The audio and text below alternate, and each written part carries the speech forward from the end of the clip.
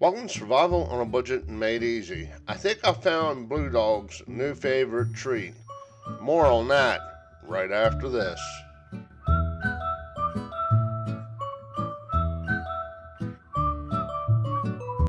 Welcome back to Survival on a Budget Made Easy. I'm not sure who spoils him. Well, to be honest, I got a pretty good idea. But I went to the American Legion Post 115 in Winslow, Indiana the other day, and they had bacon cheese fries on sale.